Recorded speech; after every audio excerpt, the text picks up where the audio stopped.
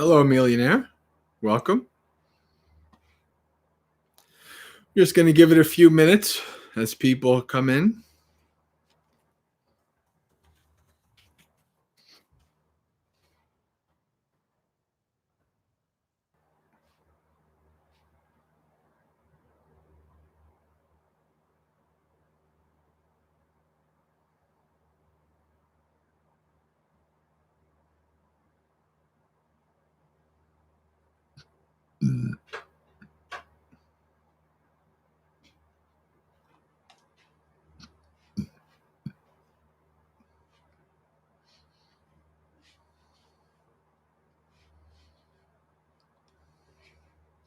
Hello, KJ.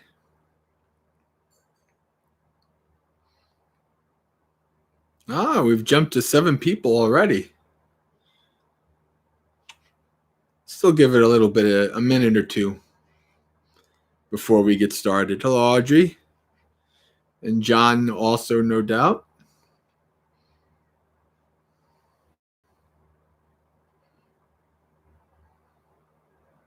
Hello, Robert. All right.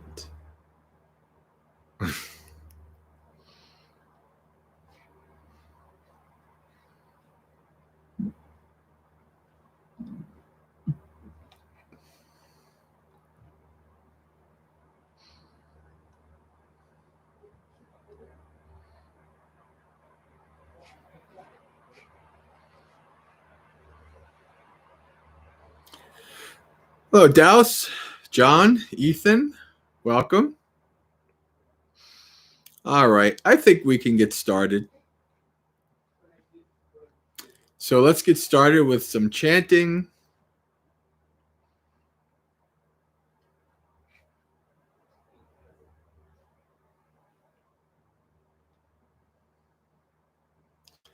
I think we may do, let's do Bhara Sutta, the burden.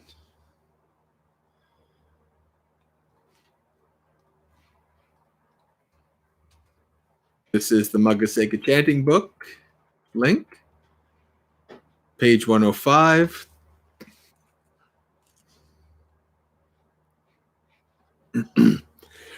Namo tassa bhagavato arahato samma sambuddhassa. Namo tassa bhagavato arahato samma sambuddhassa. Namo tassa bhagavato arahato samma sambuddhassa.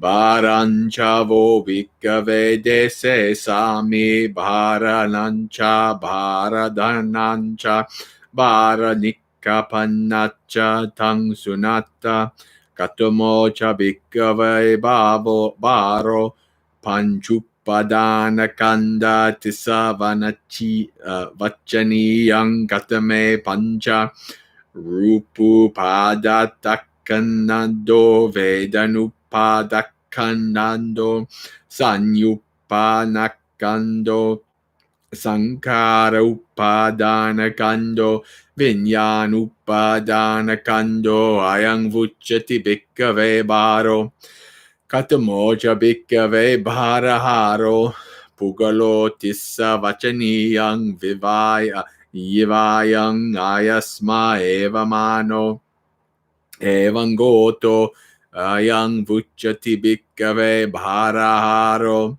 katamancha bhikkave bharadhanang yayang tanha pono bhavika nandiragasahagata tatra binindini seyati dang kamatanha bhavatanha vibhavatanha idang vucchati bhikkave bharadhanang katamancha bhikkave bharanikapenan Nikke panang yo tassayeva tanhaya asevedagaro nirodo chago patinisaggo muti analayo edang vucchati bhikkave bharanikapanangti idang avocha bhagava idang vatvana sugato vattaparang etadavocha satta bharahave panchakanda Bharo chapugalo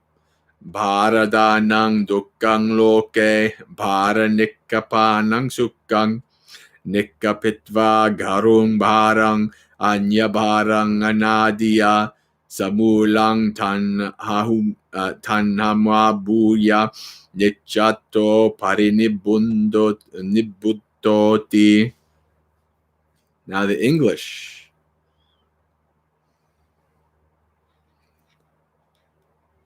All right. Hello, Elaine, Rosalinda, Adriana. Welcome. So, if you've heard me, if you've done one of my guided meditations, this might start to sound familiar. This is one of my top 5 favorite suttas in existence. So at Savatthi, there the Blessed One said this: Bhikkhus, I will teach you of the burden, the carrier of the burden, the taking up of the burden, and the laying down of the burden.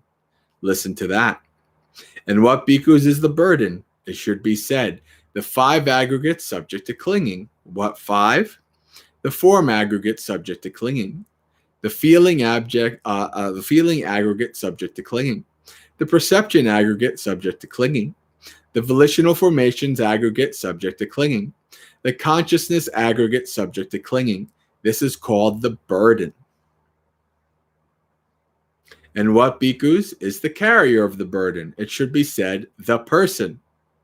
This venerable one of such a name and clan, this is called the carrier of the burden. And what, bhikkhus, is the taking up of the burden? It is the craving that leads to renewed existence, accompanied by delight and lust, seeking delight here and there.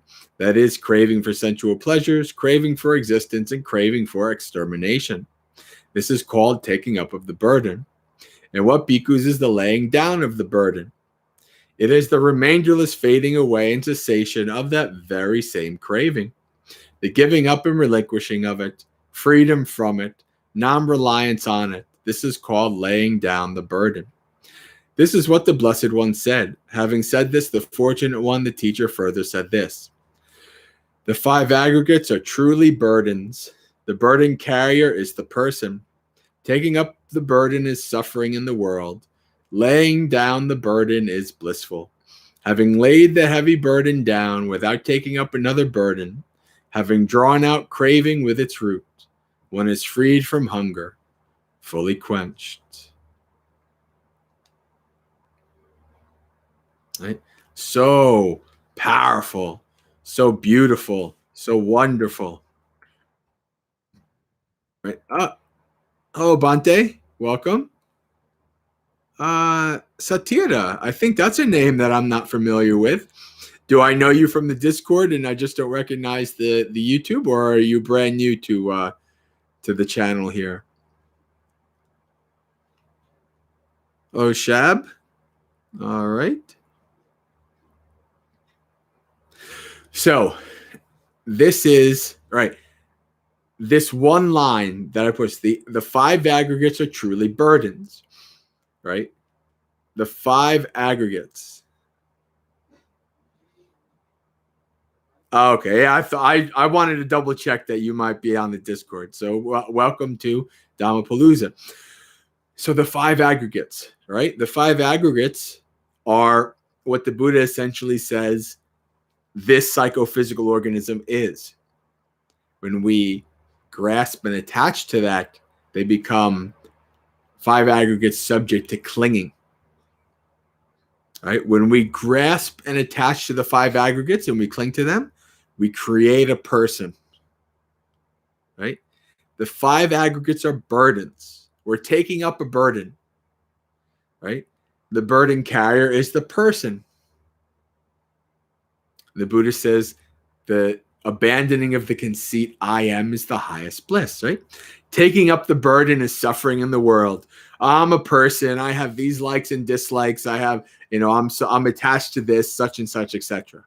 Right? You're just creating your own suffering. You're holding a lot of weight on your back. Laying down the burden is blissful. Buddha is talking about laying down the burden, abandoning the conceit I am. right? All of these things are so heavy.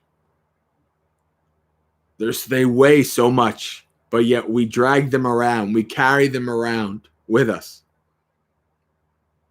Right? So when I do my guided meditations, I talk about Atlas holding up the world, like we hold up this world, right? And it's a heavy weight, but we think that that's the best thing. We love it. So we hold it up anyway. This is the best thing ever. And then you start to develop insight and you're like, wait a second. No, this is stupid. Why am I doing this to myself? Let me lessen the burden. I'm not ready to let go of the burden just yet, but let me make it a little bit lighter for myself, at least until that time. So, all right. Hello, Amy. So that's our introductory chanting. So welcome everybody to Dhammapalooza. We have a good amount of people here. So for those of you who are brand new to Dhammapalooza, I just will do a little bit of an explanation. So what we do here every Monday night from 8 to 10 is we have a festival of Dhamma. And that means that there's a variety of different things that we do. We just did a little bit of chanting. All right, we're going to do some guided meditation. That is something that always happens during Dhammapalooza. What happens in between, though, what happens the rest of the time always depends on you, right? Because the community, this is a community event. This is not a come and listen to Bhante Jay speak for 2 hours event, right? This is an event where we are all coming together as a community to share Dhamma. And what this means is, like, if you have conversations in the chat, that's perfectly fine. That's encouraged, right? It's not interrupting me. It's not bothering me. I keep an eye on the chat, what's going on, right? If you have right now, if you have any questions you'd like me to answer, if you have any specific topics about Buddhism, meditation, monasticism, mindfulness, whatever that you'd like me to talk about, we can do that.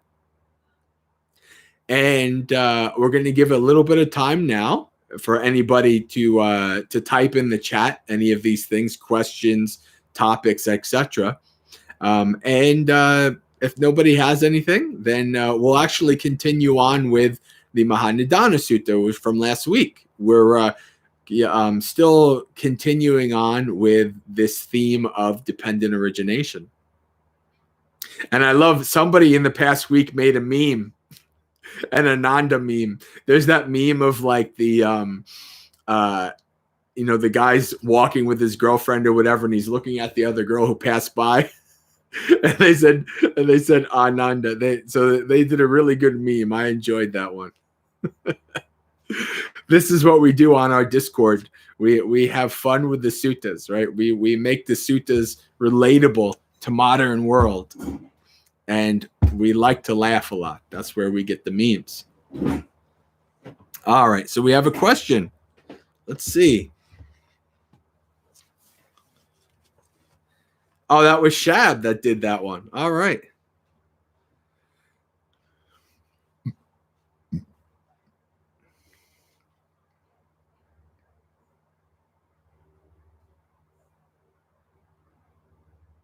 Oh, 2 good questions right off the bat. Wow, you guys did a really good one here. All right, so let's go with the millionaire's question first. Bhante, how do you discern between compassion and pity when giving loving kindness? So first thing to understand is that when you're doing loving kindness, compassion and pity have nothing to do with it.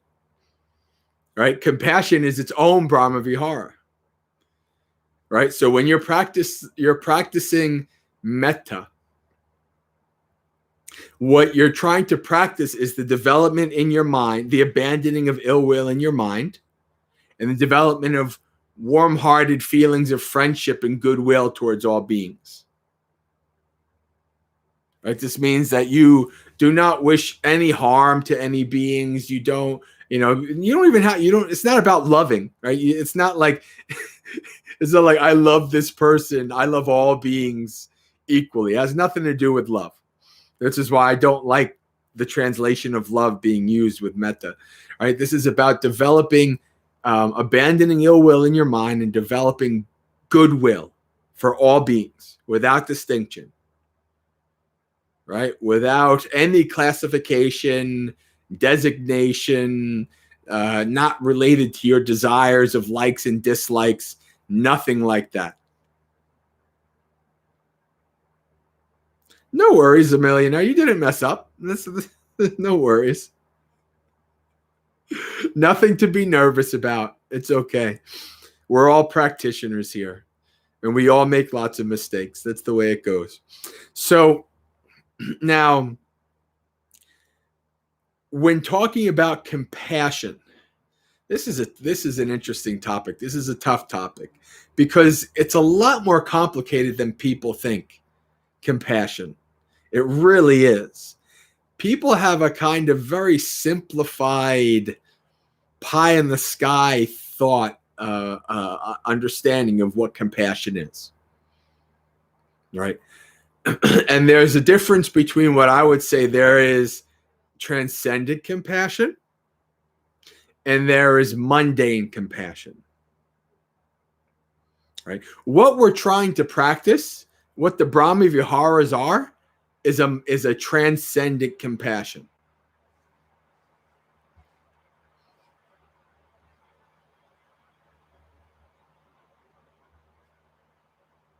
Well, Robert, with metta literally means friendliness.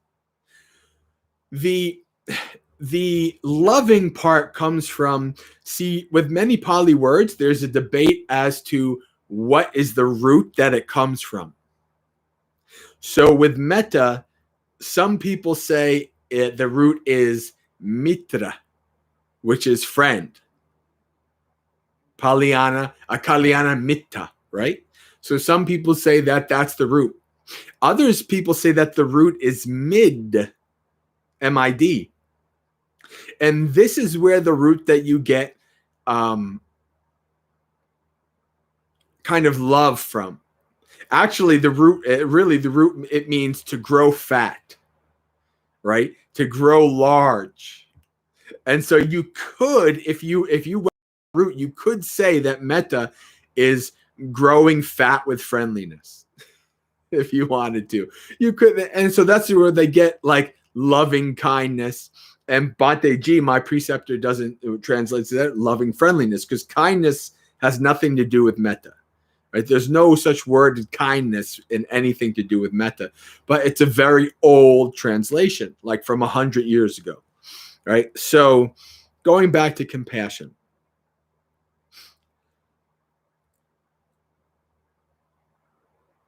Yeah. Douse can always come up with an interesting statement. Yep. I'm not fat. I'm big bone. No, I'm not fat. I'm full of metta. Exactly. I have practiced so much metta, and I've permeated so much metta that I've grown big. Right. So anyway, compassion. Right. The difference between compassion. Oh, hello, Sierra. The difference between compassion and pity is intention. It's in your mind. Right? Compassion, transcendent compassion, is just like metta. It's limitless. It's without distinction. And really, it's not tied to emotion. Transcendent compassion, the Buddha's compassion, right? So the Buddha, imagine this. Imagine seeing all beings are subject to their karma. All beings are being born and die and born and die and according to their karma, and they're causing themselves so much suffering. Right? Naturally, compassion arises from that insight, from that wisdom. Oh man, this samsaric state is horrible. Right? And then the Buddha himself said he can't save people. He can't bring people out of samsara, they have to do it themselves, right? So that's another aspect. You understand, well, people are stuck in samsara. They're full of ignorance. And again, now this is the thing. You have to, if you see your mind going that way, then you have to be like, well, so are you, right? You have to, because then that turns into like this pity, like, oh, these stupid, poor, stupid people that are below me, they're so stupid, they're so stuck in samsara, poor people, I have so much compassion for them, right? That's that's egoistic pity, right? That's that there's no wisdom in that. There's no insight in that, right? Compassion, true Buddha's compassion comes from wisdom and from insight. Why? Because if you've been around long enough, and if you've been in compassionate industries like me, right, working with people, social work stuff, right, and if you've been in politics like me, like I was, you see that compassion without wisdom is dangerous. It's not that much. I mean, it's a virtue, but it's not an untrammeled virtue. Meaning, like, it's not like 100%. It's not 100% and also uncriticizable. Compassion can lead to lots of unskillfulness. That's why wisdom comes with it, right? This is why, I don't know much about the Tibetan traditions, but at the very least, and I don't, but at the very least, I have to give it to them. I kind of wish these two things were in Theravada because, in my opinion, they're 100% accurate to reality. The first one is the term created by Crazy Wisdom guy. I know. I mean, I'm not a big fan of the guy, but he called it accurate in this. He really did. I have to admit. The term idiot compassion. Of course, he's been dead. So I first heard it from Pema Chodron, right? And so this term idiot compassion is so perfect. What is it? It's compassion without wisdom. Okay. The other term is this concept in Tibetan Buddhism of compassion and wisdom being two wings of a bird, right? The bird needs both wings to fly, right? So compassion needs wisdom. And wisdom, transcendent compassion, comes from wisdom and insight. It doesn't come from, I see people suffering and I feel sad. Right? Because you can do that. I mean, there's nothing wrong with that at all. There's nothing wrong with that. That's a very kind thing to do. You see people suffering and you feel sad. That's why people get into lines of work, like like me. Like I did my child protective services for almost a decade, right? There's a lot of suffering that I saw, and I tried to help people and things like that. But when you get involved in stuff like that, just like with the Buddha, you realize, well, A, I'm not saving anybody. Only people can save themselves.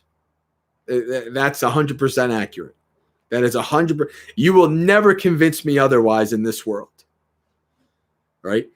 Now, people might be inspired by people, but nobody is saving somebody else. That doesn't, I mean, obviously, if you're a firefighter and you rush into a burning building or something like that, or if you're a police officer, you like literally save somebody, that's one thing. But I'm talking about more in a mental way, right? In terms of our own suffering and the suffering that we wallow in, the suffering that we create because we don't understand better, right? So this is the difference between a pity and a transcendent compassion. Right? There's no, when you see this, when you start to see this, right? And you don't have to be a Buddha, you don't have to be fully awakened to start to see this. You just have to start having insights into the nature of how things really are, right? And so when you start to see, you look out in the world, like there's this wonderful, I have it in my Dhamma pictures, this wonderful, like from that Superman that got canned from years ago, that I liked it. I mean, I know not a lot of people didn't like it, but where like where they have Superman kind of like floating and hearing what's going on in the world. Like when you have that perspective, that more grand perspective of how people are creating their own suffering in the world, it's natural to have so much compassion for them. And if they harm you, or if they screw up, you feel, you don't justify their actions. You don't condone their actions. They harmed you, and there's consequences to that. But you say, oh, okay, I get it. I understand, people. I know what it's like to have a mind full of greed, hatred, and delusion, right? I know what it's like to be angry. I know what it's like to be jealous. I know what it's like to be XYZ, right? When you've studied the mind enough, you see how it works, right?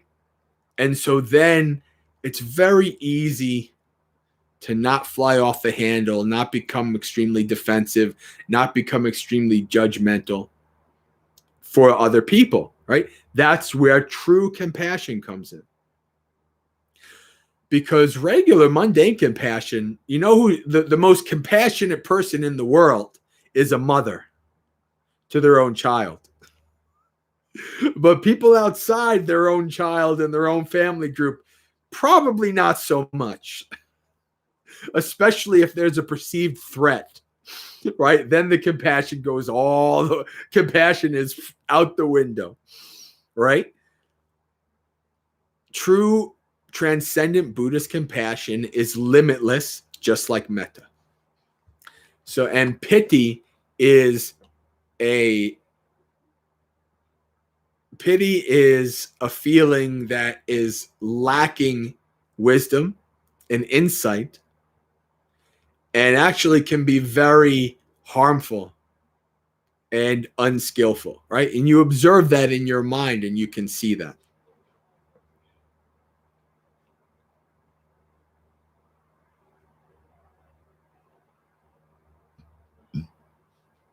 Compassion fatigue, yeah.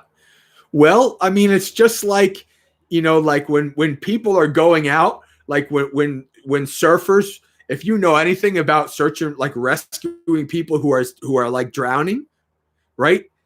They will, like, I'm here to rescue you. They'll just jump on top of you and push you down so that they can grab up. And then what happens is you both drown. Right? So like somebody who's going to rescue somebody, they have to be very careful that they also don't get drugged down, right? So like you have to, a person who's doing a job where you're working with people and you're trying to help people, you have to protect yourself, right? This is where Buddhism comes in great, right? The simile of the acrobat. Looking after myself, I look after others. Looking after others, I look after myself, right? Very important. Or you have what happened in my job, right? 2 to 3, the average person lasted 2 to 3 years. They were done within 3 years. They're gone. They either quit or they went to another division that they didn't have to go out in the field and deal with people or something like that. It was gone. So you have to understand the nature of reality and the nature of how things are. Otherwise, having a very emotional, overdone compassion causes you suffering. You're creating your own suffering. As Sierra says here, compassion fatigue. So I went on a bit of a ramble, which I tend to do when it comes to compassion. So let me go back here and check the other questions here.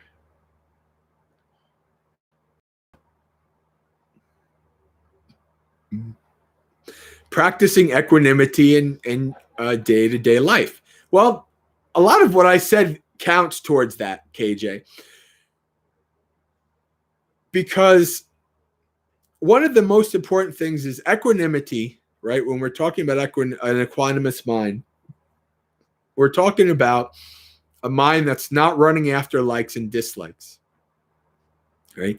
So when you practice well, when you start to understand the nature of the mind and the nature of how things are, then you're less likely and less often going to be dragged around by these likes and dislikes. Your mind is going to kind of come to a more equanimous middle, right? That's not going to last forever. It's not going to last like the whole day, but most likely, you can kind of come back to that, right?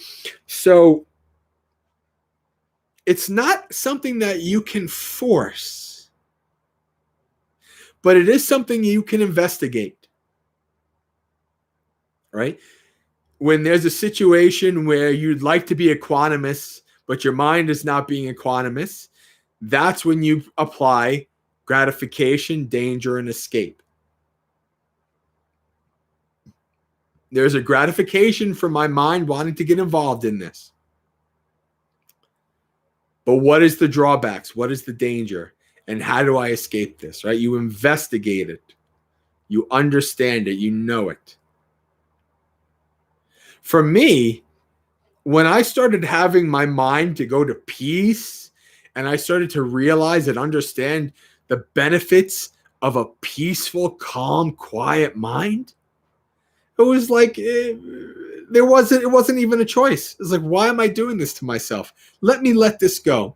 Now, of course, there's some things that my mind wouldn't let go. It's not like, okay, mind, you let this go right now. And it says, okay, I'm going to let it go. No, that doesn't happen, right? The mind sometimes is not ready to let go of things, right? So you can't force it to let it go. You can only investigate it. You can only apply satipatthana, mindfulness to it.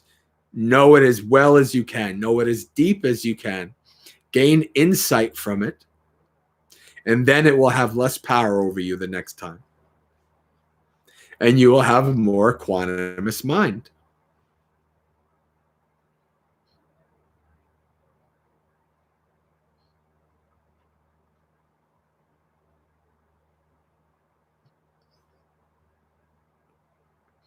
Did I? Good one by Gleam Tech. What? I don't see. Oh. So you're talking about the meme, Adrian. Okay. Just scrolling through the chat. The chat ran away while I was yapping, and I didn't keep an eye on it. So let me scroll through it here.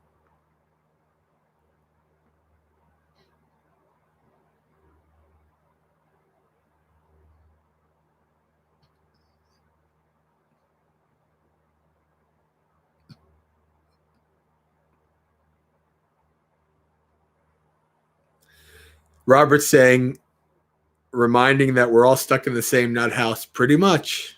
And the inmates are running the asylum. That's the way it goes. That's what I tell people. People get agitated about government or corporations or this or that. It's just a group of people or even monasteries. Anywhere you go, any organization, any group is full of people who have greed, hatred, and delusion. We're all in the nut house. Right? How do you expect something different? That's ignorance. That is causing yourself suffering to expect something different. That's the way it goes.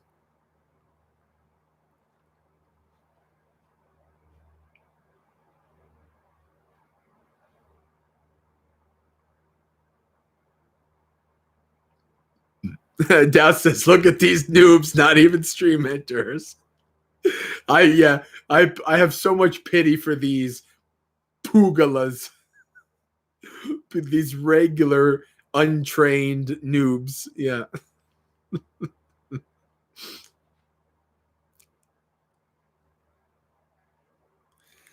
Rosalinda, what's the best way of making use of compassion towards yourself?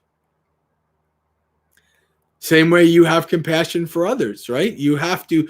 One of the biggest problems, at least in the West, in my culture that I know of, is this fact that we kind of feel we have this perception that taking care of ourselves is selfish. Right? This is the same thing like we're talking about the compassion fatigue and the things like that, with helping others. Oh, you will find yourself in helping others. That's silly. I mean, is there some truth to that? Maybe, yes, but not really. You know, taking care of yourself is important, right? And so if you feel like it's so easy for other people, like you want to help your best friend, you love your best friend, they're so nice, and you want to do whatever you can to help them, right? But you don't help yourself.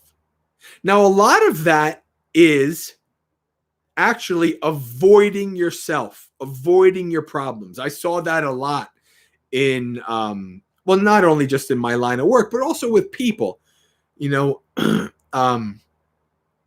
It's so funny how I kind of from an early age became like this person. I don't even know how the heck it happened or why, but this person that people would come to and like ask for advice about their problems, and I'd be like, well, it's so obvious, do this, and then they wouldn't do it anyway, and then so that I learned even from a younger age, like people are going to do what people do.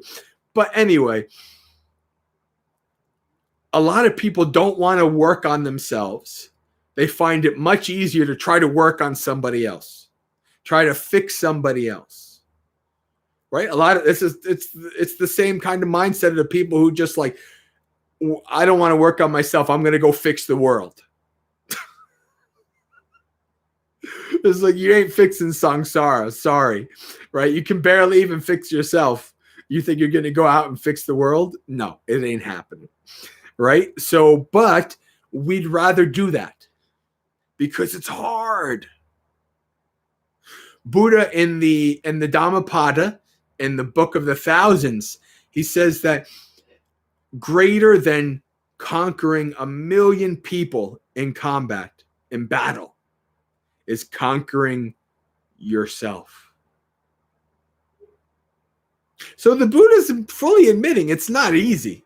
It's much harder to conquer yourself than to conquer others. It's much harder to fix yourself than to try to attempt and fix others. Right? So, but this is why I always every time I give metta, I use the story of when I was young, right? And my dad's side of the family moved to Arizona when I was very young. And so for a good chunk of my childhood, every year, every couple of years, I'd fly to Arizona with my family to see my dad's side of the family. And when I was young, I'd always, be watching the safety thing. And they talk about, like in the event of depressurization, in the event of cabin depressurization, masks will drop from the ceiling. Secure your own mask first before helping others. Right? And I never really got it. I was in meditation maybe about 8 years ago, where it just clicked. And I realized, duh, you can't put on other people's masks if you're passed out. Right? You can't help others if you're not helping yourself. You have to be the one who is strong and firm and secure to even try to be a rock for other people. Otherwise, you're not a rock. You're just a codependent. Right? So this is why we should understand that it is perfectly acceptable, and actually it's beneficial to take care of ourselves, to have compassion for ourselves, right? To not be so judgmental and so critical of ourselves. I know that. I was that way. I was extremely self-judgmental and self-critical, and I hated myself. And when I hated myself, I hated other people too. I was one of those people. Humans are a virus on the planet and should die. I was one of those people, right? Because I hated myself and I hated other people. That's the way it goes. But I don't believe in that anymore. I think that's a horrible way of looking at things, right? Because I've changed. I try to talk and treat myself like I would my best friend because I have become my best friend. Right? And so I give myself lots of compassion. Now, there's times where I have to be my own drill sergeant too and say, shut your yap, stop your complaining, and get to work. But then there's times where I have to have very listen, you're a pugala. You're not an Arya yet. You're not one of the area Sangha yet. Don't worry about it. Right? You're not there yet. It's okay. Keep trying, keep following the path, keep doing as best as you can. Right? So you have to have the wisdom to have the balance between pushing yourself and being tough on yourself and having compassion for yourself. Very important. Very important. And that was a big insight for me in my own practice as I developed it.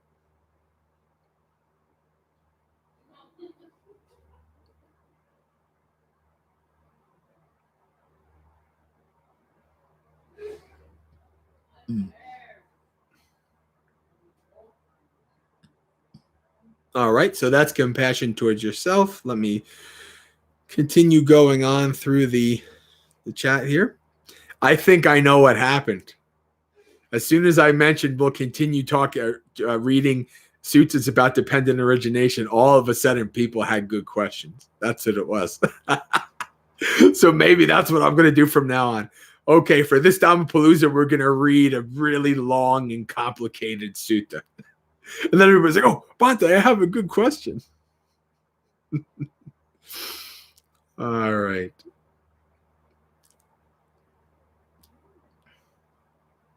Oh, chat jumped on me here. Oh boy. Let me see. Oh, I'm way behind. Let's see here.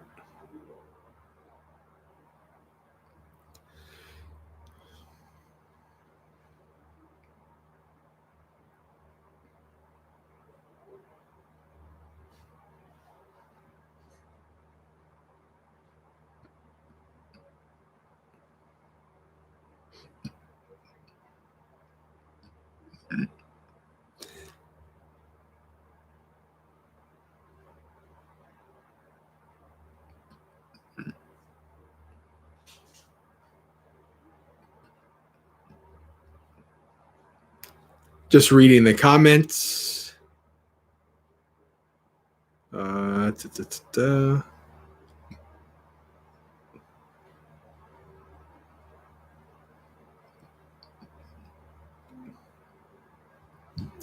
if you get into a career that helps people, I should make a bumper sticker. Somebody should make a bumper sticker for it. Maybe it exists. I bet you it exists already because I'm sure it probably wasn't my own idea.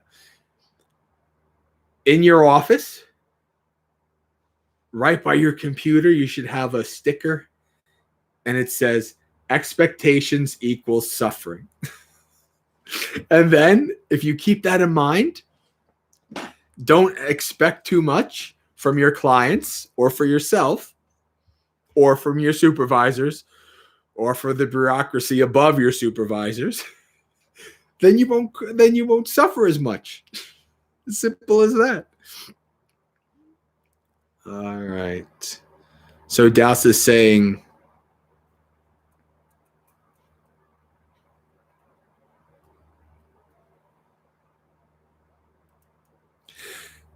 Das is talking about a problem that most people don't have. It's quite interesting. When you say about the equanimous mind, when you are not pulled by likes and dislikes, how do you decide what to do? AKA, when you are not pulled, how do you move? Well, I mean, you have to do like the basic functions, right? You have to eat, sleep. You have to do all that stuff. Even an awakened being still has to maintain the body. It's a machine. It's just a biological machine, right? So you have to do all that kind of stuff. And then maybe you decide, I'm still around. Why don't I just, I'll just put my skills to good use. I'll share Dhamma with people, or I'll, do something that might be beneficial to somebody, etc. Right? Now you might say that there's a like in there, but it doesn't necessarily need to be that you like it per se. You just understand that it's beneficial. You can do all kinds of things with an equanimous mind.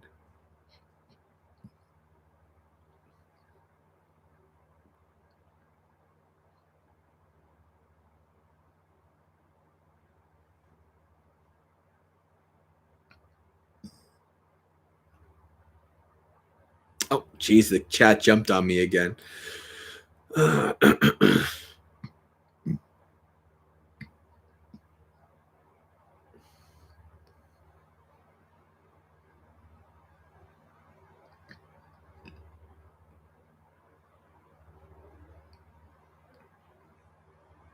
I'm the opposite end of things. I'd rather focus on my own practice than trying to fix the crazy out there in the world.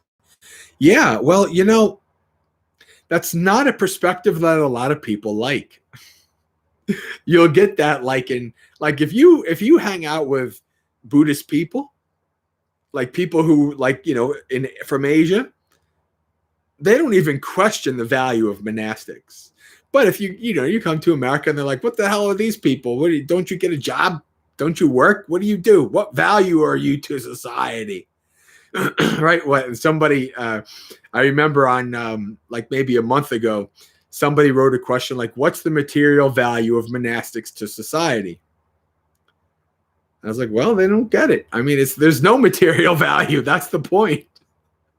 It's not about material value. It's about spiritual value, right?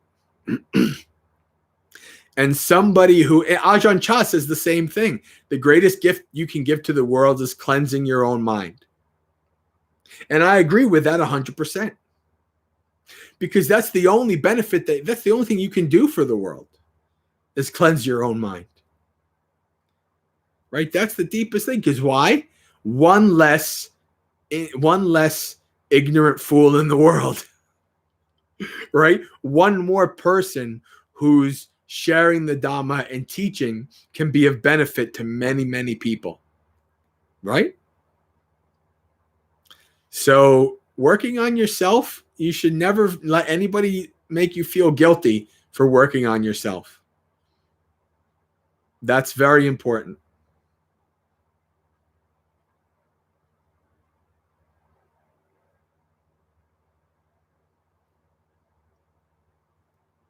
I don't know about that story, Robert.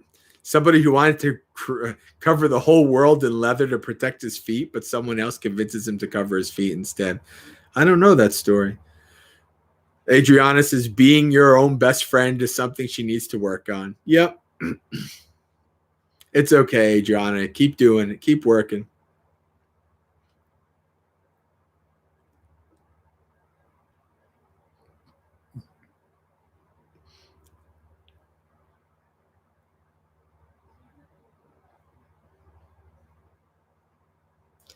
Rosalinda's saying, I often tend to neglect and treat myself badly because I get upset with the awful things I tend to do to others. But I'm learning. Keep watching that. If you do unskillful bad things, well, watch the reaction to that. Observe how you feel after you've done it. Observe the reaction of other people to what you've done. Right? Reflect on that. See what good it has it done. Has it done any good? Has it done any harm? And as you investigate it, as you understand it, as you gain insight into it, you say, okay, I'm going to try to do better next time. This wasn't a good thing, right? Now, you might not be able to do better next time. It might take like 10 times before you start to do better. But if you keep investigating, keep practicing, keep observing, keep learning about it, keep watching it, Know as much as you can about it. Learn as much as you can about your actions, why you do them, where they stem from, and their results. Learn about all of that stuff, and then you will naturally start to want to not do things that lead to others, yourself and others harm.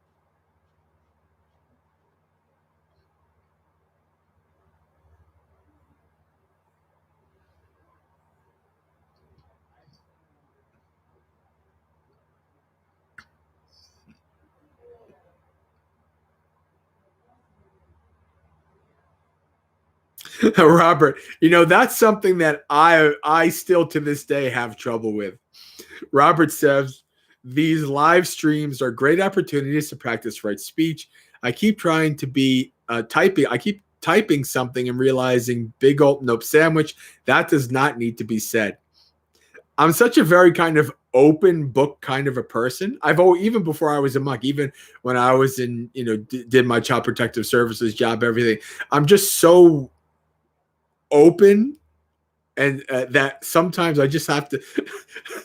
There's times where you shouldn't be so open, right? So this does not need to be said. I still have to remind myself of that many times in many situations. Oh, Adriana's playing games.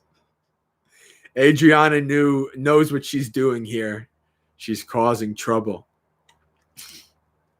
She says, Bante, if there's no self, then what gets reborn?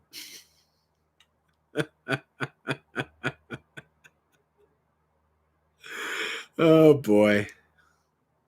You guys. I love it. This chat, this community is having a lot of fun tonight. This is great.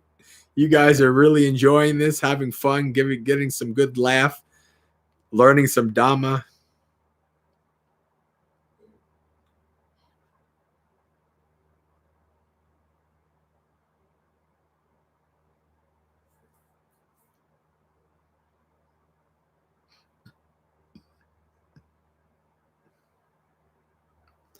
Tao says if everyone worked on themselves, there'd be no need to work on others. Yeah, exactly. That's essentially the simile of the acrobat, right? This simile, maybe some people who don't know the simile of the acrobat, so I'll go over it.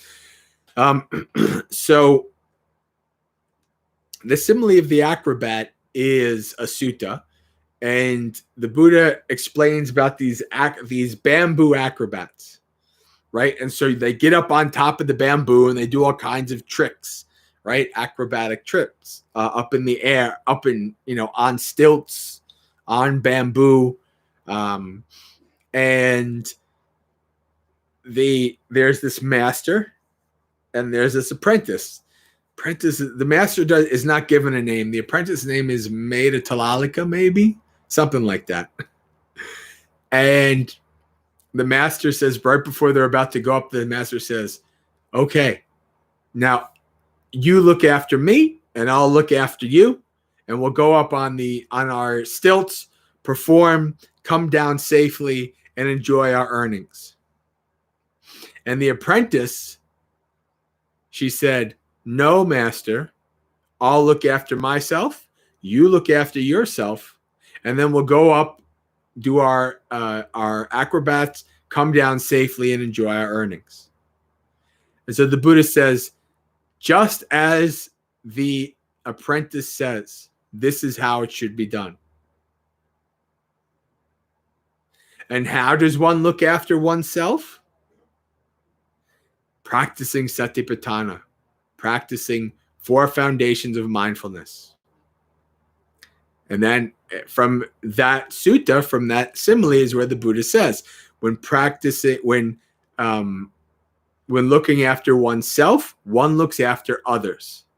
Why? Why? Because you take other people, because the Buddha says, you investigate your actions. Is this going to lead to my harm and the harm of others, or my benefit and the benefit of others?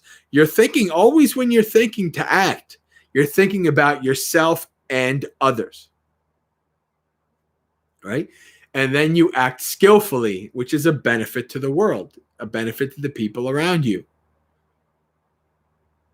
right? The Buddha calls the 5 precepts 5 faultless gifts to the world, right? So when you are somebody who acts skillfully, lives skillfully, does good deeds, minimizes your harm, right? Minimizes your harmful deeds, doing as little as you can. You're not going to be perfect. You're going to do harmful things, but as little as you can, right?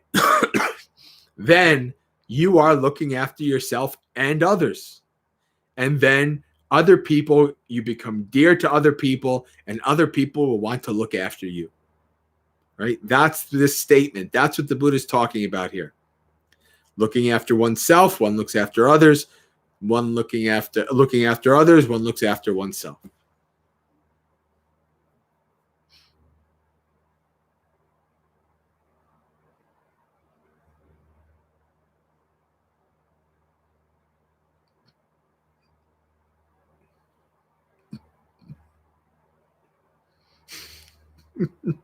Rosalinda agreeing with Robert that she's deleted a bunch of things she was going to say.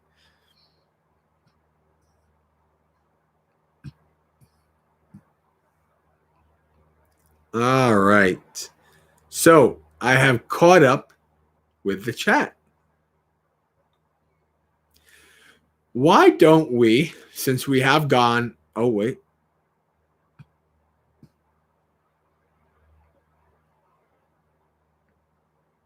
Okay. So since we are at the end of the first hour, why don't we do our guided meditation? And then we will come out, have a half hour at the end. Maybe we'll read some of the Samyutta Nikaya verses of the Devas coming in doing rap battles with the Buddha. That might be a nice chill way to end the stream.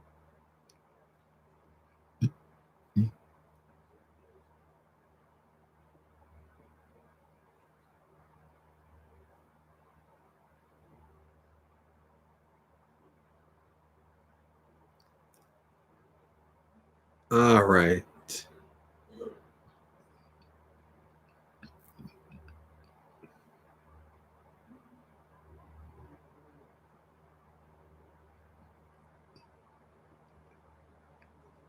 Douse is actually saying, what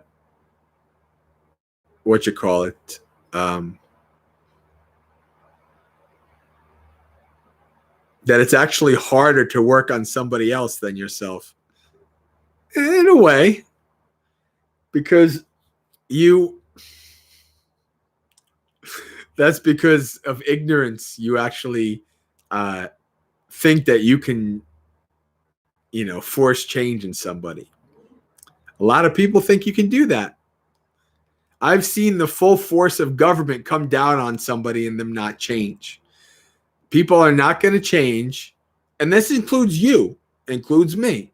People don't change unless A, they're ready, B, they're willing, and C, they're able.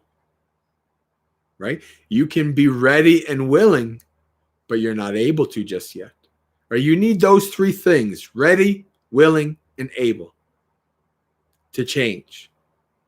And then you'll actually be able to change. Otherwise, you're not forcing anybody. That's not how it goes. Dictators and tyrants and people who think that they can use government to force people, right? People do it all the time. Not even people in power, people want to use the power of government and the power of whatever against other people to force them to do things, right? And that might work for a little bit, but eventually it doesn't work, right? The Buddha says there are 3 things not long hidden: the sun, the moon, and the truth. All right, so now let's do our guided meditation.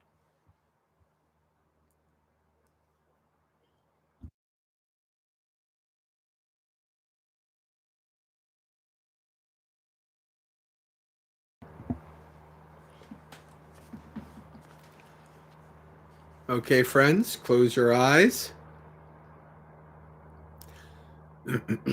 Get into whatever position works best for you.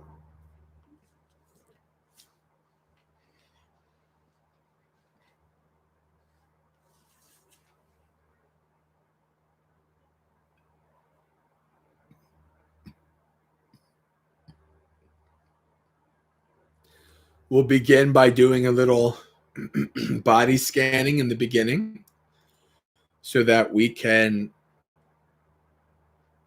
adjust our posture as we scan through our body to allow our posture to be stable and comfortable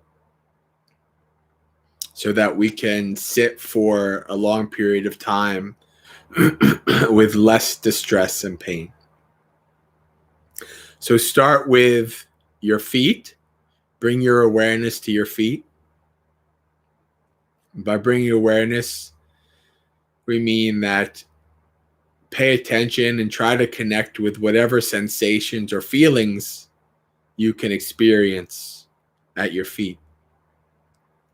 Like the feeling of the feet pressing against the floor.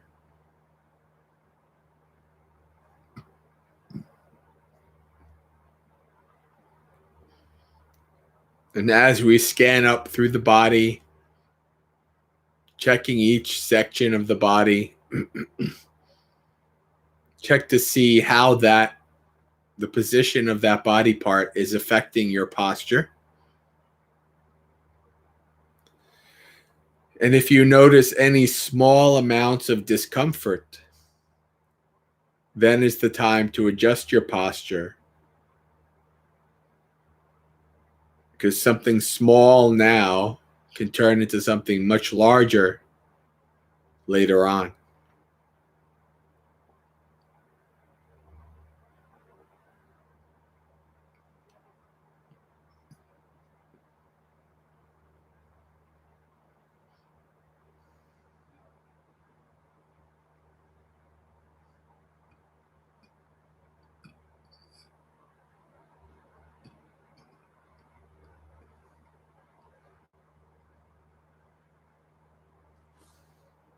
Bring your awareness up through your ankles, calves, and knees.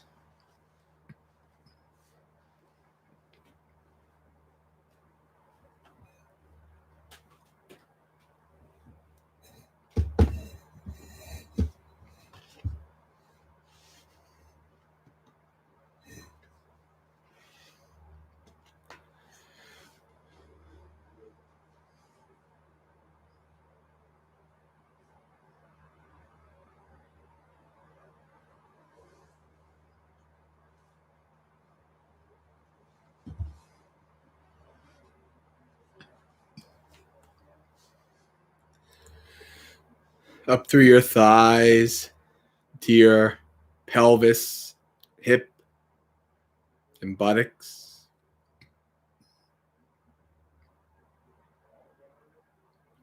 Check to see how the position of your pelvis affects the balance of the upper body.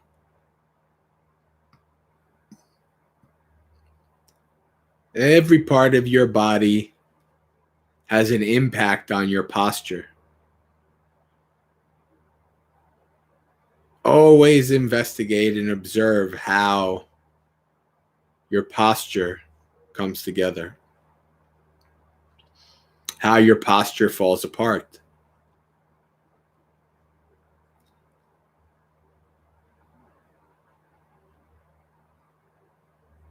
When you master your posture, you can sit for longer periods of time with less pain.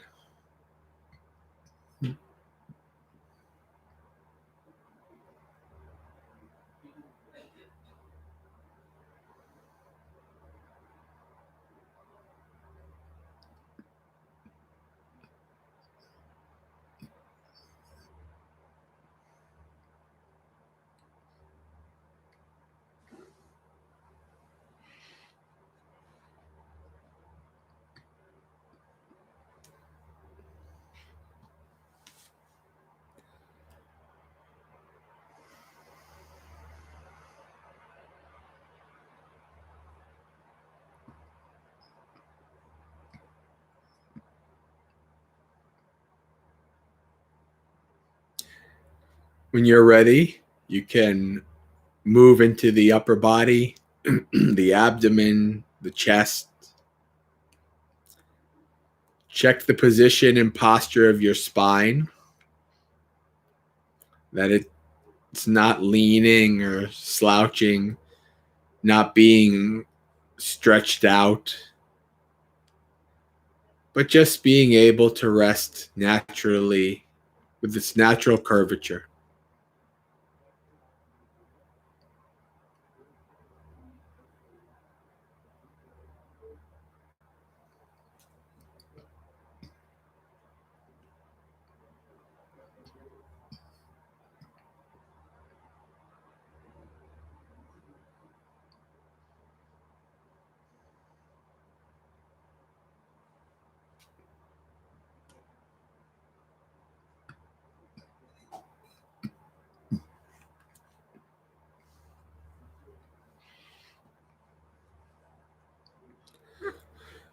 Check to see that your shoulders are hanging loosely, not scrunched up and tight.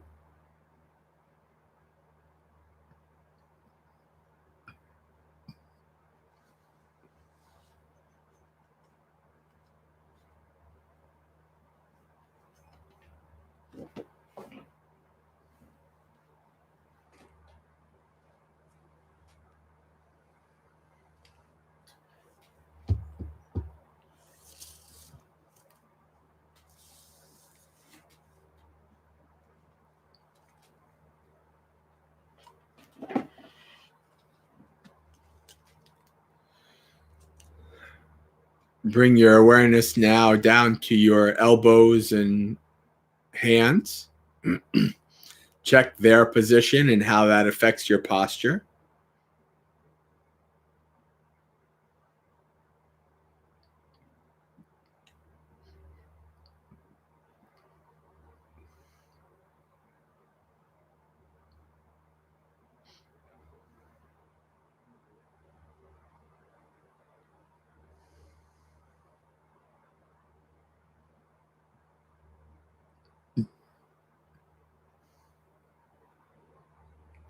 And then finally, your head. Check that your chin is parallel to the ground. Your head's not leaning or slouching.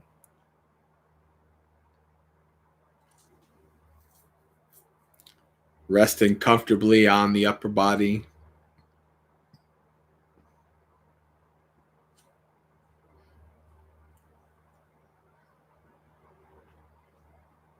And whenever you're done setting up your body in a comfortable and stable position, let go of the body and take 3 deep breaths.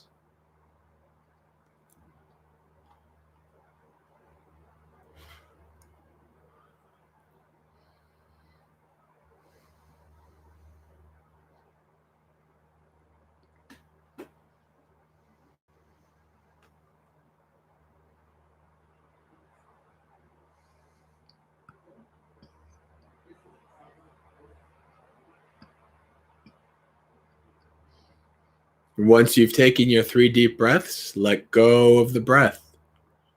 From here on in, we do not wish to manipulate or control the breath in any way. This body has been breathing from the moment you were born and will continue to do so until the second you die. It doesn't need you to do its job.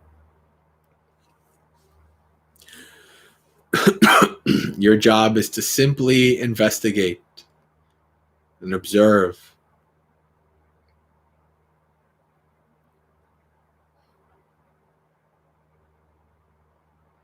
To be with the breath as this body breathes in and this body breathes out.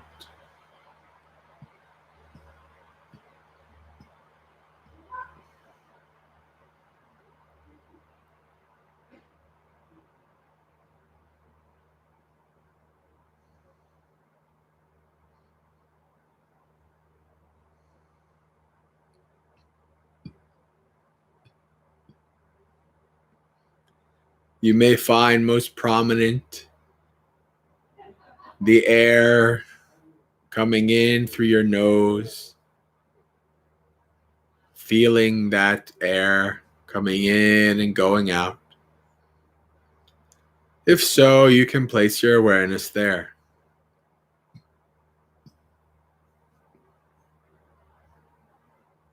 If not, that's okay. You may find most prominent the rise and fall of the chest. If so, you can place your awareness there.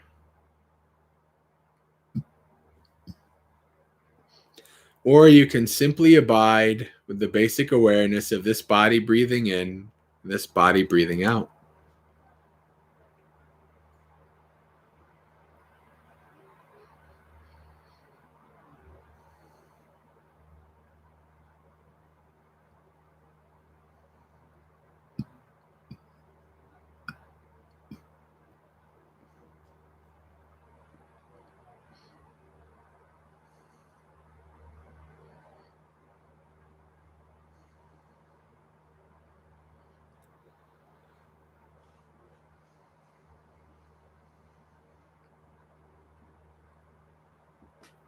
Friends, we come to this meditation with many responsibilities and burdens, worries, many things that will seek to come to our mind as we practice.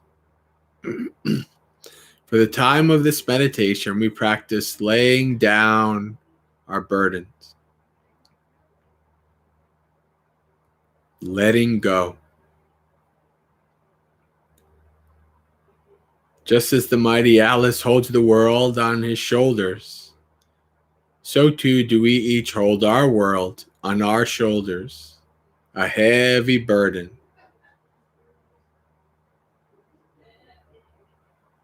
Lay down your world for the time of this meditation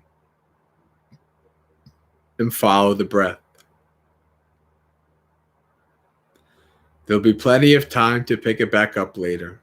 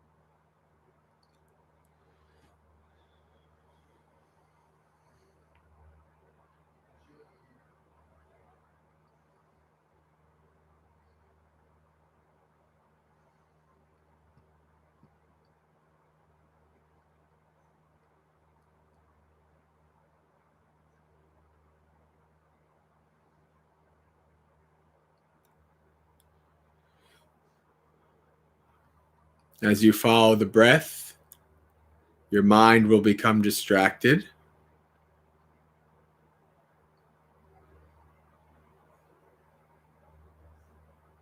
It may want to think about the past or the future. It may want to travel to the other side of the country or the world, into the universe, anywhere but here, following the breath.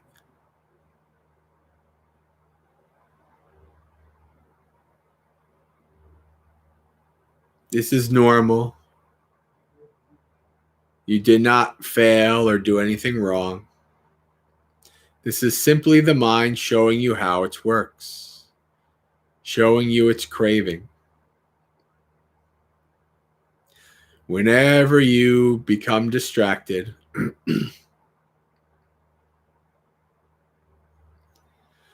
first acknowledge that you've become distracted when you're able. Then practice letting go of that distraction and return to the breath. Acknowledge, let go, and return every time you are taken away from the breath. By letting go, we mean that you don't want to get agitated by the distraction and push it away, nor do you want to get excited by the distraction and get more involved in it. You simply want to let it go, let it be, give it no energy.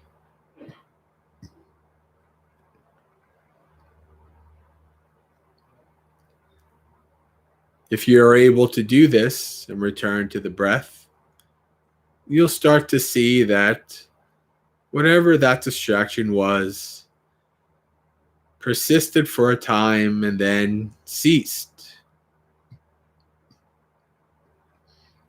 And then other thoughts and desires arose.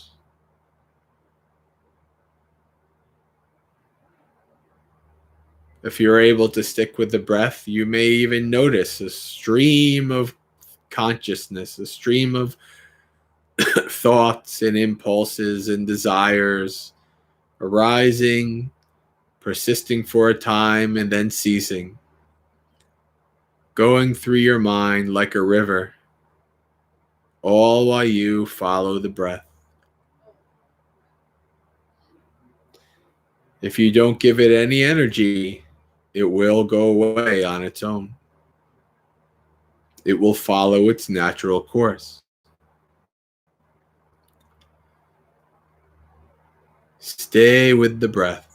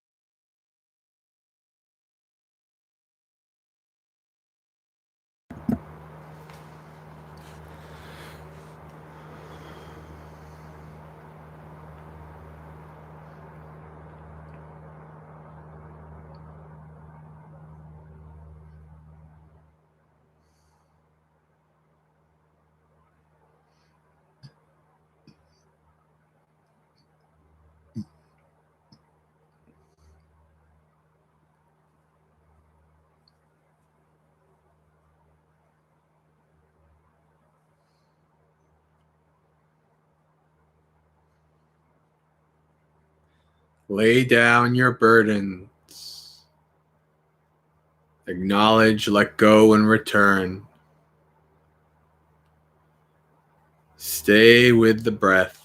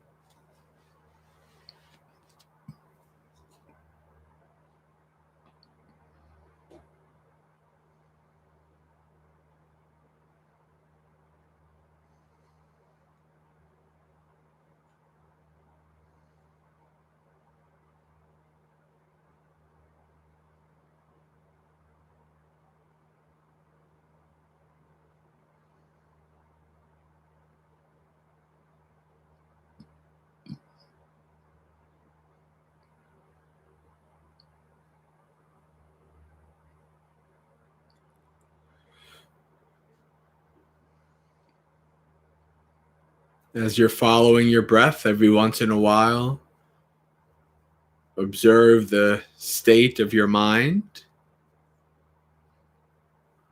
Is your mind becoming more calm and peaceful or not?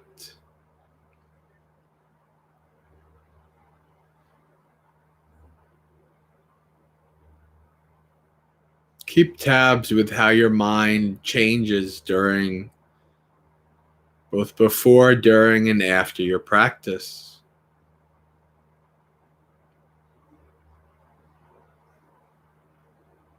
As your mind becomes more calm and tranquil, you may begin to notice more subtle characteristics of the breath. Sometimes the breath is long and deep, sometimes short and shallow. Try to tune your awareness now to this impermanence of the breath. It's rising and falling, and how it's changing. Stay with the breath and see ever deeply, more and more subtle.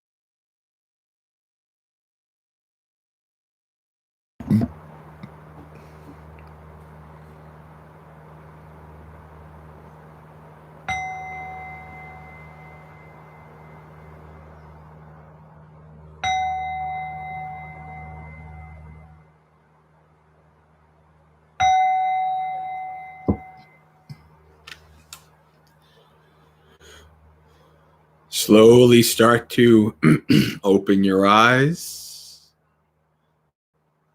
Come back to awareness of the room that you're in and the live stream. Dhamma friends in the chat. Observe the state of your mind and see how it compares to the mind before we started the meditation. Really try to see this change. Observe this change. Not only just for meditation, but in your daily life. Right? Watch how the mind changes. Observe that.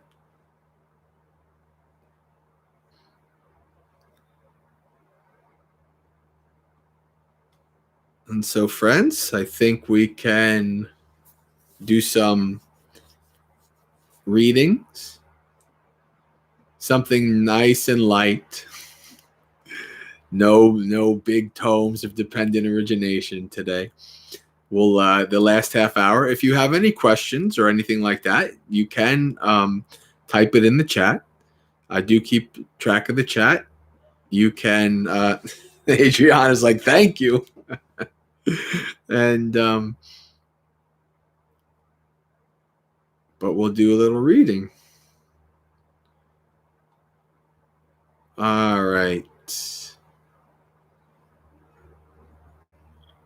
We're on 172.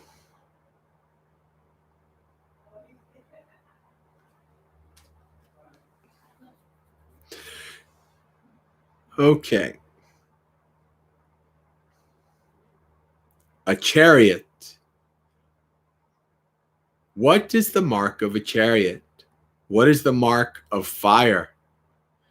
What is the mark of a nation?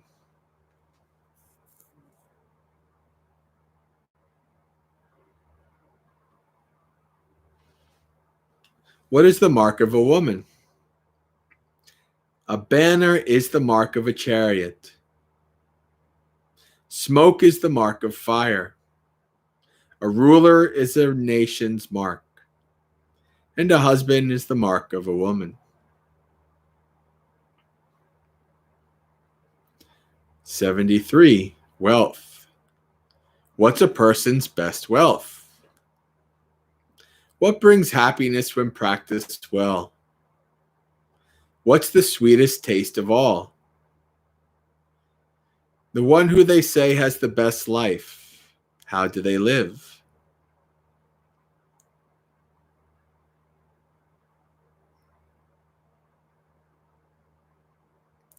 Ah, very good, a millionaire. So she says, I just realized that my half and full lotus leg positions were all wrong. By your guided scanning, the body started with the feet, I realized. Well, this is the thing about lotus. You can hurt yourself if you do it wrong. And if you push your body too much, you can definitely hurt yourself. So it's good that you observe that, right? Watch that posture, understand your posture. Very important. It's a great benefit for the development of your insight in doing so. It's also a great benefit for the development of your posture, so you can sit longer with less problems. So, all right.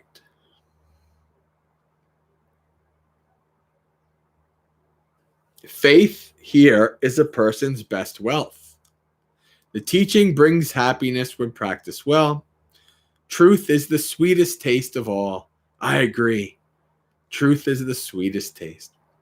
The one who they say has the best life lives by wisdom. Rain, number 74. What is the best of things that rise? And what's the finest of things that fall? And what are the things that go forth? And who's the finest speaker?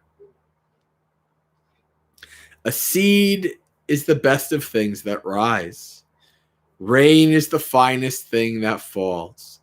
cattle of things that go forth, and a child is the finest speaker. Knowledge is the best of things that rise. Ignorance is the finest of things that falls. The Sangha of things that go forth, and the Buddha is the finest speaker. 75. Afraid. Why are so many people here afraid when the path has been taught with so many dimensions? I ask you, Gautama, whose wisdom is vast, standing on what need one not fear the next world? When speech and mind are directed right, samma, like the Noble Eightfold Path, samaditi, samasankapo, etc. When speech and mind are correct, right, directed right, and you don't do anything bad with the body while dwelling at home with plenty of food and drink, faithful, gentle, charitable, and kind, standing on these four principles, standing on the teaching, one need not fear the next world.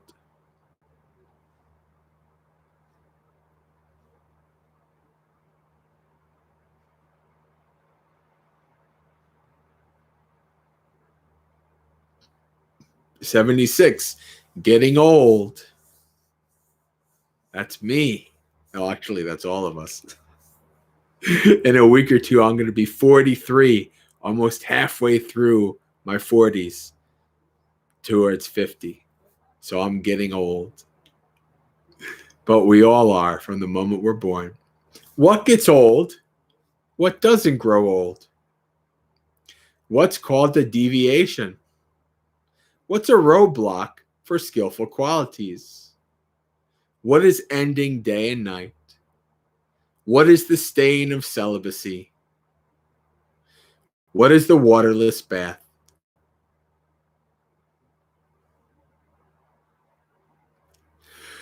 How many holes are there in the world where one's wealth leaks out? We've come to ask the Buddha, how are we to understand this? The physical form of mortals gets old.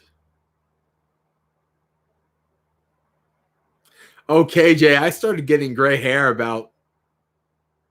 I think I got my first gray hair 7-8 years ago, something like that. Can't quite see it just yet. I'm not worried about gray hair. I like it. I don't mind it at all. So, the physical form of mortals gets old by their name and clan, but their name and clan don't. Lust is called deviation, and greed obstructs skillful qualities.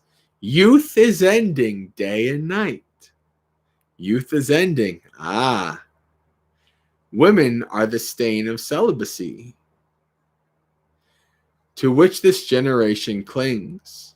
Austerity and celibacy are waterless bath. There are 6 holes in the world where one's wealth leaks out. Laziness and negligence, lack of initiative and lack of restraint, sleepiness and sloth. You should completely get rid of these holes.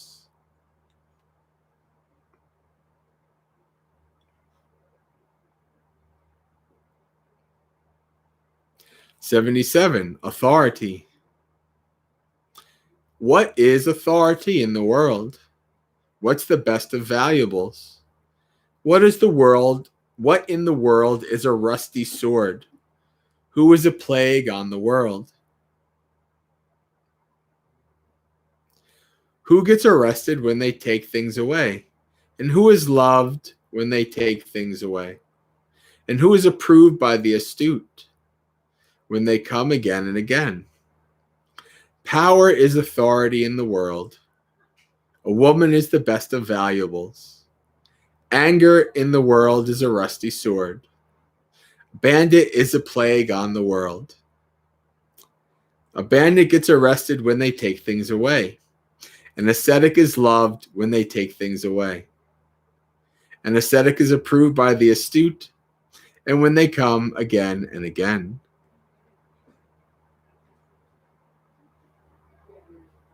Isn't that funny, right? Speaking about the last one, the woman is dangerous to the monastic. In this one, the woman is the most valuable thing to a man, obviously, right? So you see these two differences there. Dangerous to monastics. Why? Because the far majority of reasons why monastics disrobe is because they find a relationship, right? But when you're not a monastic, hey, it's the best. Women are the most valuable thing. You always get some interesting tidbits when you read these old suttas, especially these ones that are just small verses.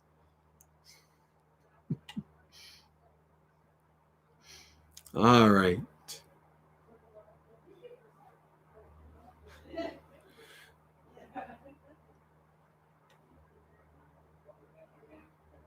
Okay.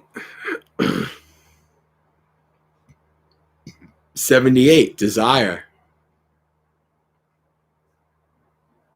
What should one who desires the good not give away? What should a mortal not reject? What should be let out when it's good, but not when it's bad? A man shouldn't give away himself. Ah, important, right? This kind of goes along with what we've been saying today, right?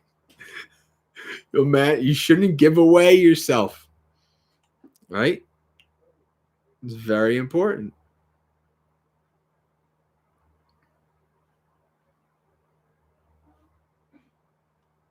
He shouldn't reject himself. Speech should be let out when it's good, but not when it's bad.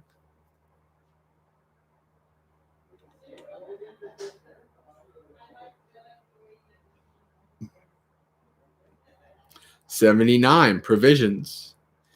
How should provisions be tied up? What's the layer of wealth? What drags a person around? What in the world is hard to give up? What are many beings tied up with, like birds in a snare? Provision should be tied up with faith.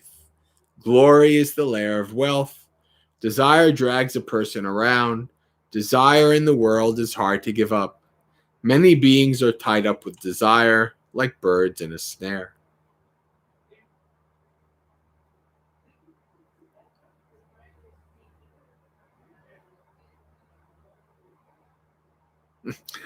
A millionaire says, "Don't light yourself on fire to keep others warm." Yeah, I guess that's a good way of putting it. Yeah.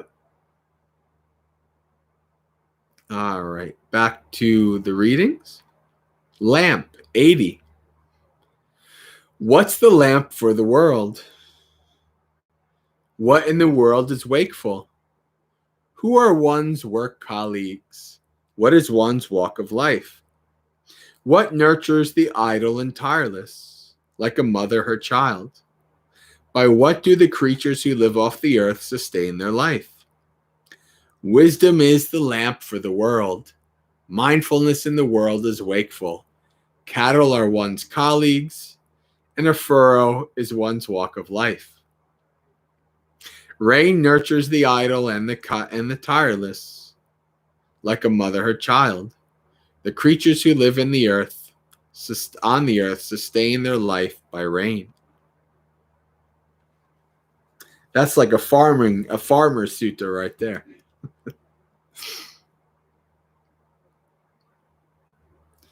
81, without conflict. Who in the world has no conflict? Whose life is not lost?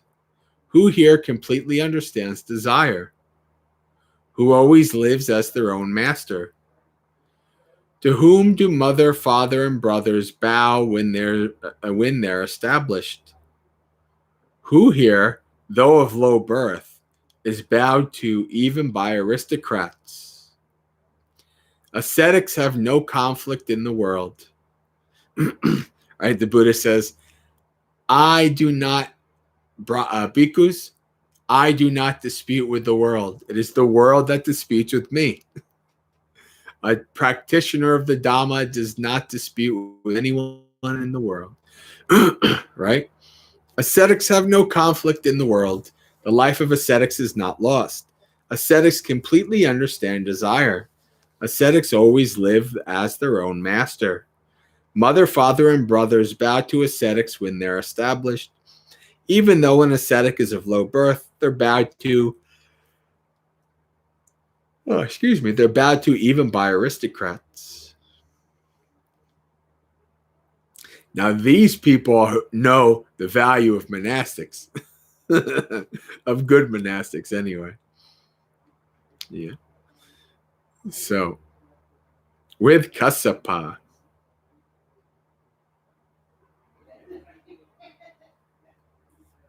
at one time, the Buddha was staying near Savatthi in Jeta's Grove, Anathapindika's monastery.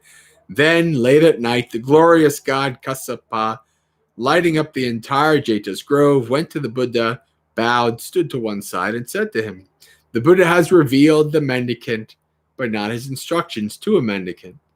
Well then, Kassapa, clarify this matter yourself. They should train in following good advice, and attending closely to ascetics, to sitting alone in hidden places, and in calming the mind. That's what the god Kassapa said, and the teacher approved. Then Kassapa, knowing the teacher approved, bowed and respectfully circled the Buddha, keeping him on his right before vanishing right there.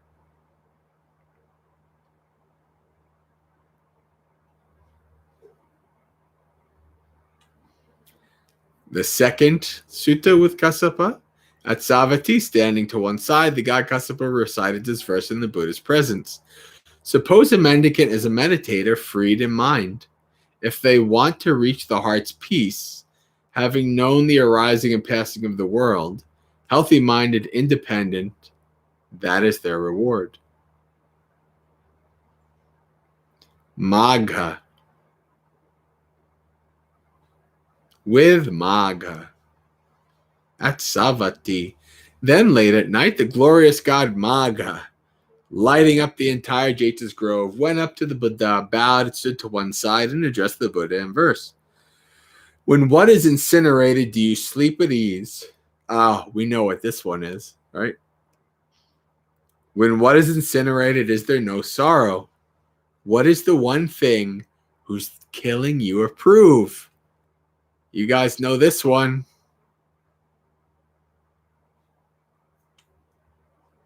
What is the one thing approved of killing by the Buddhas?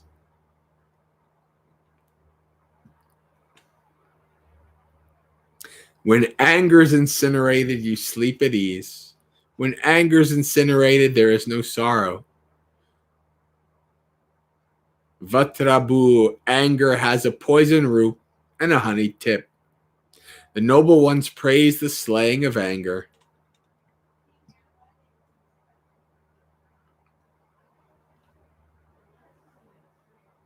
For when it's incinerated, there is no sorrow.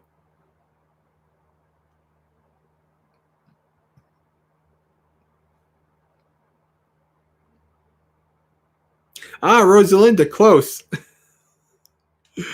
But no cigar, as they say.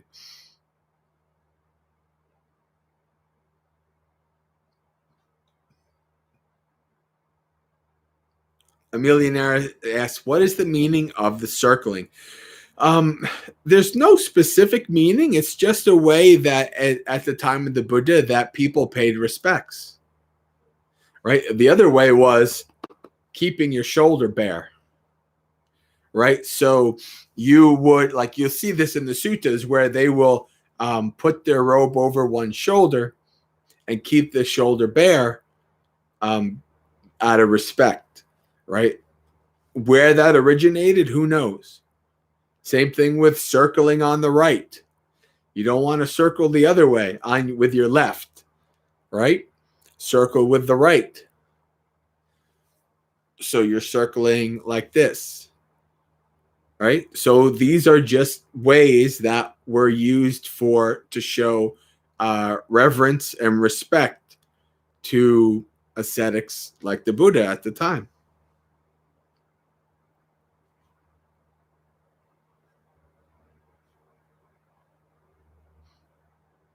All right.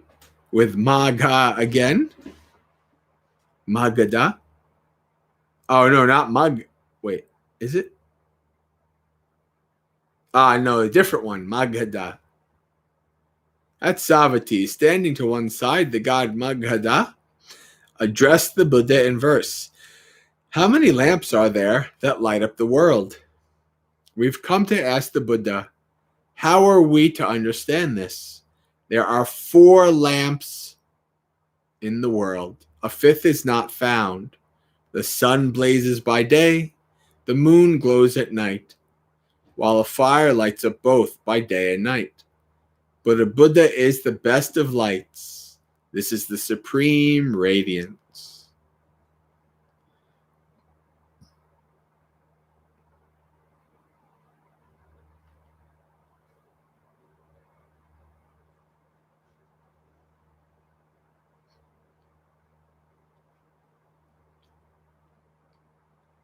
Okay, with Dhamali at Savatthi.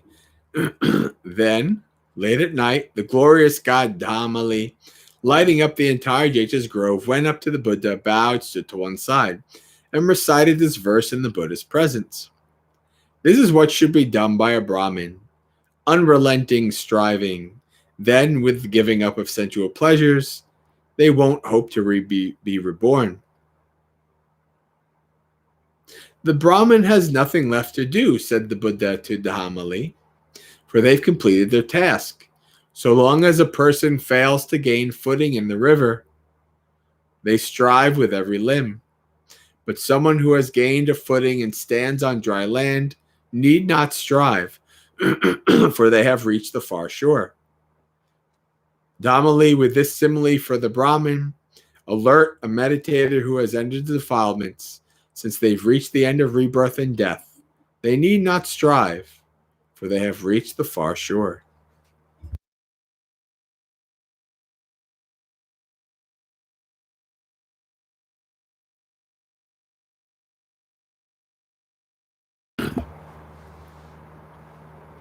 Look at this. We have the next one. Right? This is I don't think it was originally in the Samyutta Nikaya. Let me see. Is it? But we have come up against, they do it even though it's hard. Kamada Sutta. Oh, I guess I don't put where it's from in the thing. So Kamada. Standing to one side, the god Kamada said to the Buddha, yeah, this is a different one. So this sutta, you see this commonly. Like you'll see the same sutta, or at least the same teachings in different books, right? This is essentially, at least part of it is in the Maggaseka chanting book. Standing to one side, but I don't think the one in the Maggaseka chanting book calls Kamada a god. The god Kamada said to the Buddha, "It's too hard, Blessed One. It's just too hard." The Buddha says, Dukarang vapi karonti. They do it even though it's hard, said the Buddha. The stable trainees with ethics and immersion. For one who has entered the homeless life, contentment brings happiness. Such contentment, Blessed One, is hard to find. They find it even though it's hard, said the Buddha to Kamada. Those who love peace of mind, whose mind loves to meditate day and night. But it's hard, Blessed One, to immerse this mind in samadhi. They become immersed in samadhi even though it's hard, said the Buddha to Kamada.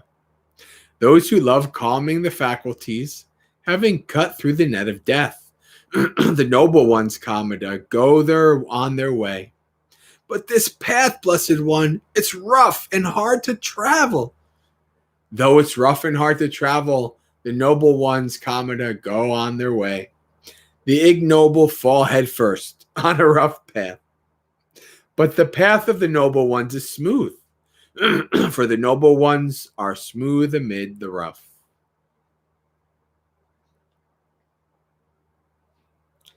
And I think that we will end our reading there. We have a couple minutes, so we'll do our we'll do our sharing of merits. But isn't this such a wonderful, when you read this sutta, do you see yourself in there at all? Do you see yourself, or do you see other people who always are complaining, oh, but this is hard, and then somebody says, well, you should do this. Oh, but that's hard too. Oh, but this is hard. Like, you see, like, people who will always find an excuse, always have complain about something. The Buddha doesn't take any of that flack. He says, they do it even though it's hard. So basically, complain all you want. It's hard. Either you do it or you don't do it. One way or the other.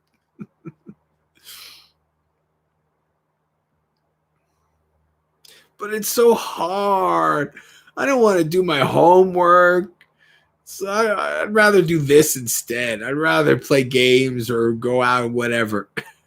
I don't want to do my work. I'd rather go on Facebook instead. There's lots of ways that we complain and give ourselves lots of excuses.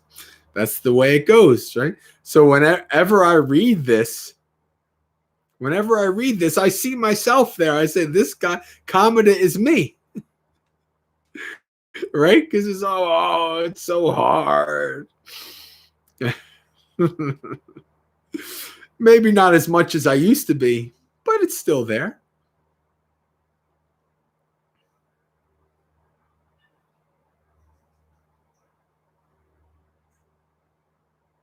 Amelia says, but then this game is too hard. Yeah.